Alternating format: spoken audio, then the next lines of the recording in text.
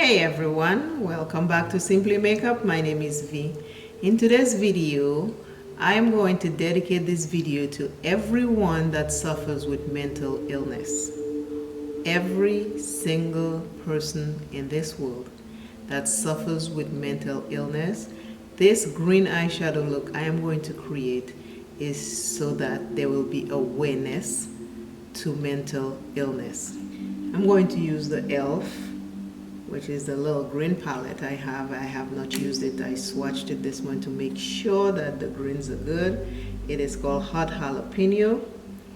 And also this color right here, which is a green liquid eyeshadow. The liquid metallic eyeshadow name is Arowa. It is very pretty. I've not used none of them yet, so I'm going to use that to create an eye look for Mental Illness Month. I try to make my background with the green bow or the green ribbon for mental illness, and I try to have a little bit of green. So this is what we're working with today. I'm going to do my base first, so the eyes will not take that long because I have a story to talk about, which is a true story about mental illness. So stay tuned and watch. I personally don't suffer with mental illness. I am grateful, I am blessed, I am thankful. But with that said, there are many people who suffer with mental illness. And Mental Illness Month, to everyone out there in the world suffering with mental illness, I want to say how sorry I am that that is happening to you.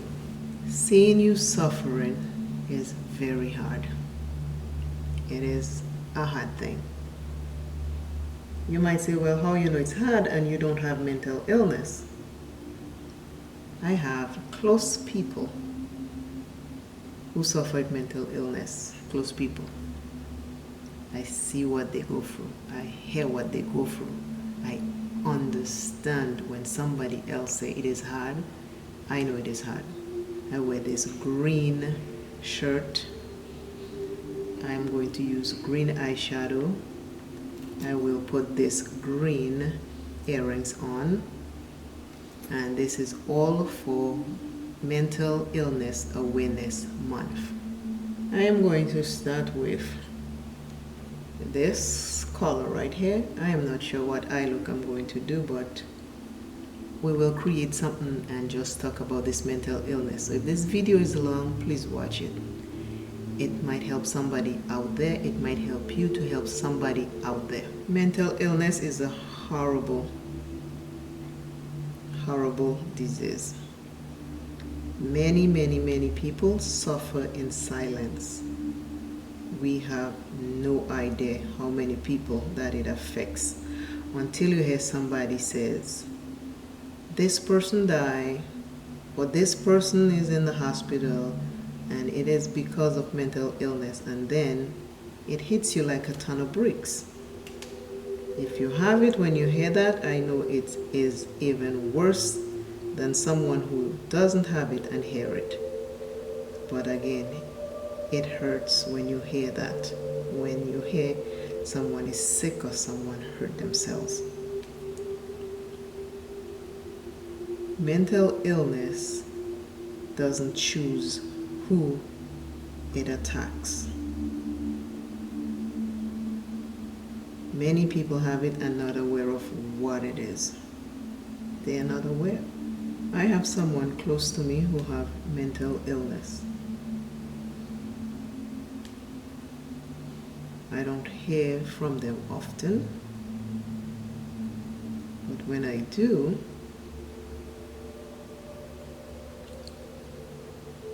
I'm using this color right here. When I do, it's a pleasant, they talk like you and me, It's like the regular. How are you doing? How is your day? How is everything? They're normal, regular folks. It's just that they have a disease that you and I don't have. When someone with mental illness calls you,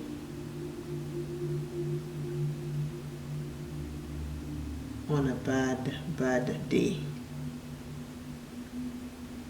it is heartbreaking. It is heartbreaking just to hear what they have to say. I'm using this color right here. They try to explain to you what is going on. And I had that phone call.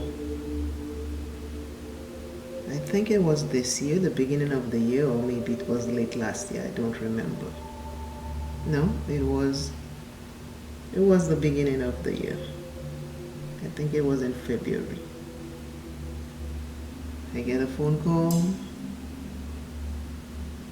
and the person is talking, and they tell you what they want to do, what they're going to do, what they think they will do, and it just gets so hard. And you want to help, so you're like, okay, I don't think you should do that. They tell you what they're going to do to themselves and what they're going to do to others, and you are trying to make sense for them and telling them, no, this is not right, you shouldn't do that, and you shouldn't do this, and that is not a good thing. And the whole conversation is getting escalated on the other end. Not you, they are getting escalated. And you're trying to figure out what is going on. You know what? It's like you know what's wrong. You're just trying to figure out how you can fix it from where you are. It's like, why are you saying those things? What can I do to help you? What is wrong? What can anybody do at this point to help you?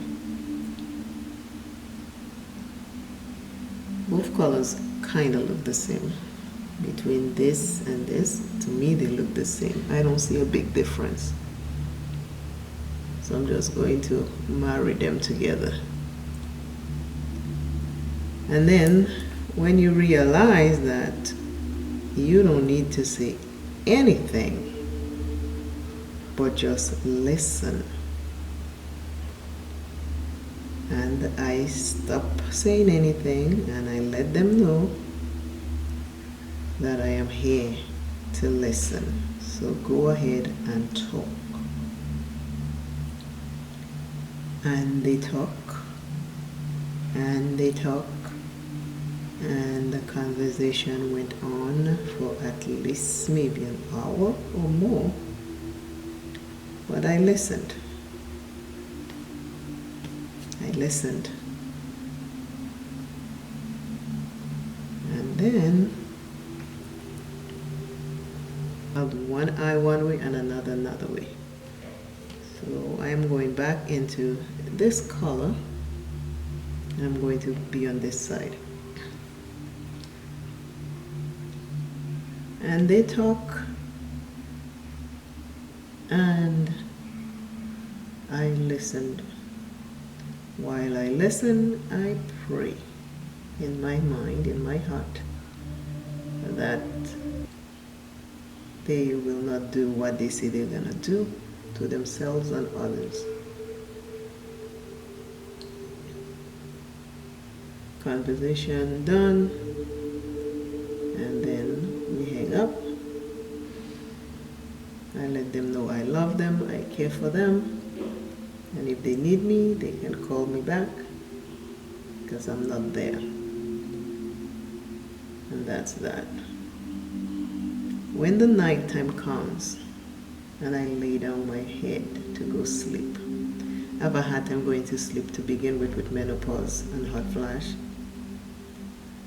But when I still try to lay down on a regular night routine, just so I can get the rest, even though I don't get to sleep. And I try to close my eyes that night. The whole conversation came back. The whole conversation. What they're gonna do, what they're gonna do to this person, what they're gonna do to that person, what they're gonna do to themselves. And it was a horror story just replaying in my mind. And I'm trying to figure out what I can do or say. So with it going over and over and over, I just surrender it. I say, you know what? I need to surrender this because I am not able to spend that time and worry when I can think of a better way to fix or at least help make things a little better. So I surrender it. I guess after that I fall asleep. When I wake up the next day, I was hoping I don't get any phone call saying that they did what they said they were gonna do. So when I wake up, I always give thanks. And after I give thanks and then I called. I'm going to use the green liquid metallic eyeshadow. This is the color. It is very pretty.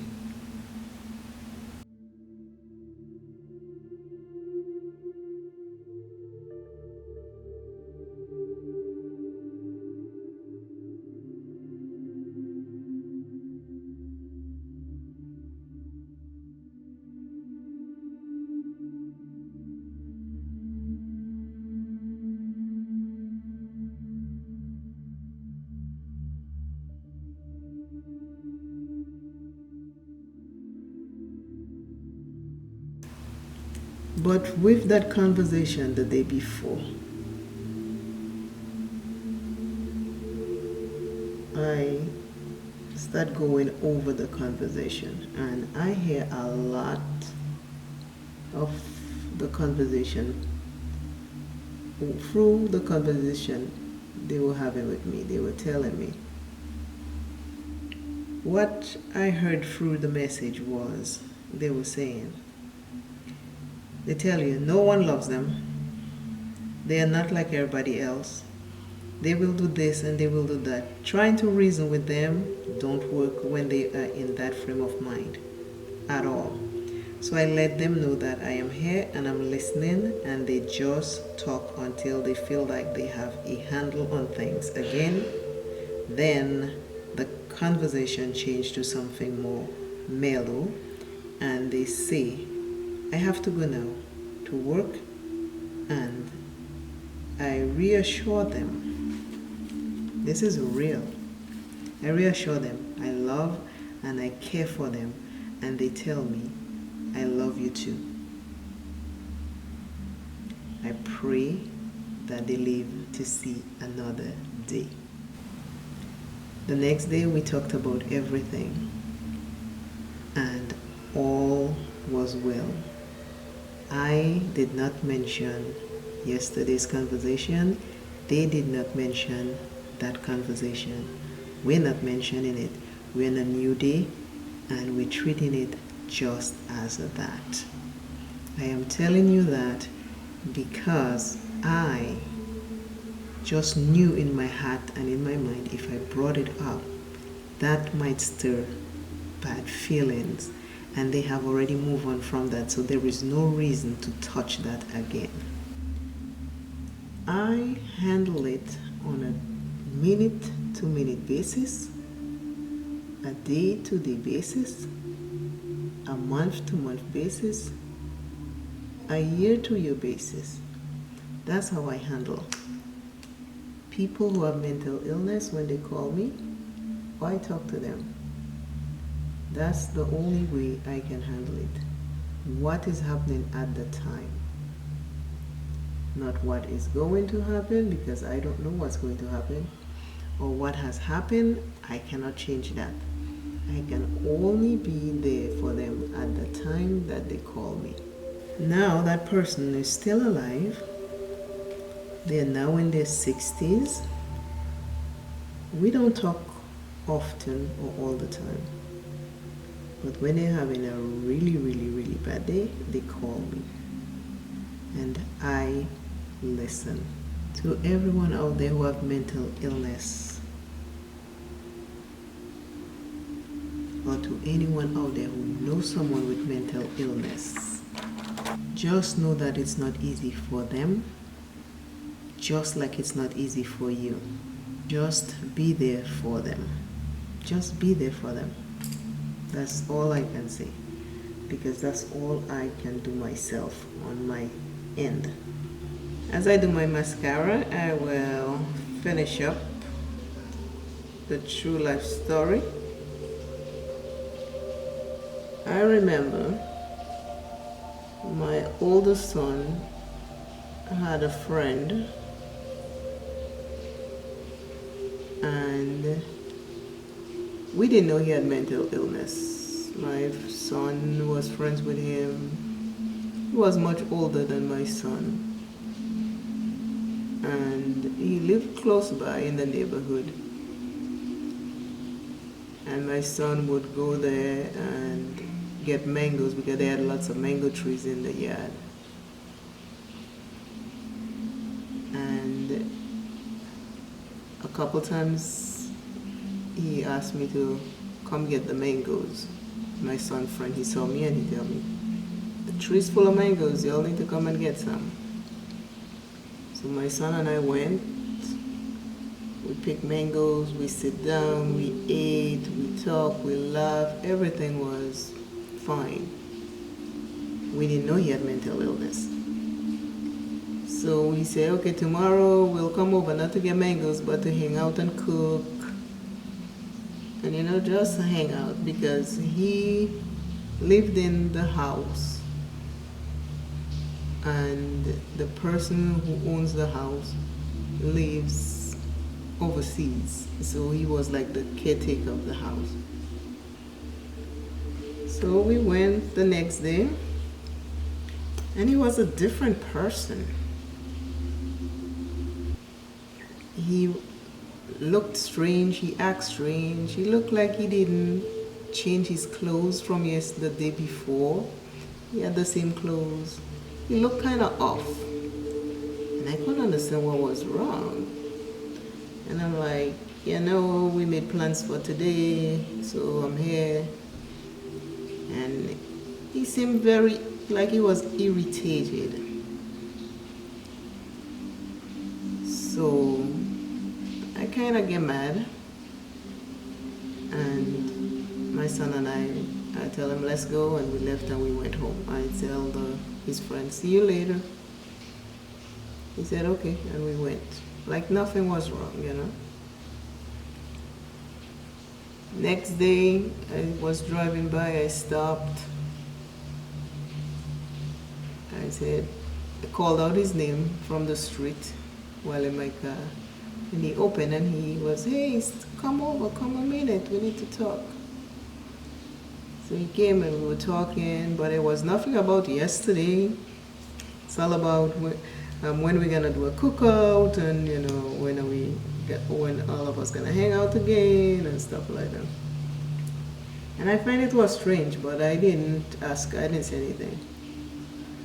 And as we get to talking and talking, he said that he suffers with mental illness. Back then, mental illness in the 90s was not much talked about, so that was brave of him to say so. He said he takes medications. So then it dawned on me what happened the day prior. So I asked him, what can I do to help? He said he has very bad days when he forgets to take his meds. So I tell him, would you like me to call and remind you to take your meds? And he said yes. And I would call him. I didn't call him every day because I worked. At the time I was raising my only son at the time. So I was working long hours some days. But I would try at least every other day. I would call and say, did you take your meds? Don't forget to take them. Some days I even stop by on my way to work or from work to check on him to make sure he takes his meds. So mental illness is not only somebody else's problem. Mental illness is all our problems because all of us know somebody with mental illness. We have to reassure them we'll be there to listen. When they call you, listen. If they ask you to come over and you can't, try to figure out how you can get to keep them calm. It doesn't always work out that you're available, but just try your best to get them help or get them to get help. Something, anything to help, because it is not an easy thing. But I do know people with mental illness, and I do know how the phone calls can go, or when you sit with them in person, how that can be. It is rough. So that is why I'm doing this eyeshadow look in the honor of, or in awareness of, Mental Illness Month, which is May. So I'm all decked out in green to show that. This is the eye look that I did. My friend did move away back to his state where he came from, and we used to talk back and forth on the phone every now and then, checking on him. He checked on me, we talk and stuff like that, and then we lost touch. So I've not heard from him since, but every time he crossed my mind, I pray he's fine and I hope everything is okay. This white scarf on my head is for hope. Hope that we will have a cure for mental illness so that more people can get relief. That is why I'm wearing this white scarf with this green eye and this green eye for today. This is today's look. Two different green eyeshadow look for Mental Illness Month. Today's quote is by Henry David Thoreau. It's from the section that says, hold on to your dreams. It says, go confidently in the direction of your dreams. Live the life you've imagined. Henry David Thoreau quote says, go confidently in the direction of your dreams. Live the life you've imagined. And for the month of May, which is Mental Illness Month, I want to tell the world, let us love and cherish the people, family and friends that are in our life that have mental illness. Let's just give them love. I don't know what that is going to do for them, but I hope it helps. Always remember, self is first. Love self plenty, take care of self. And I, Simply You Makeup, will see you in another video. I am closing with love and guidance and patience and tolerance for mental illness. People, patience, or patience, people. But remember, they're human beings first. Bye. See you soon in another video. Again, my look.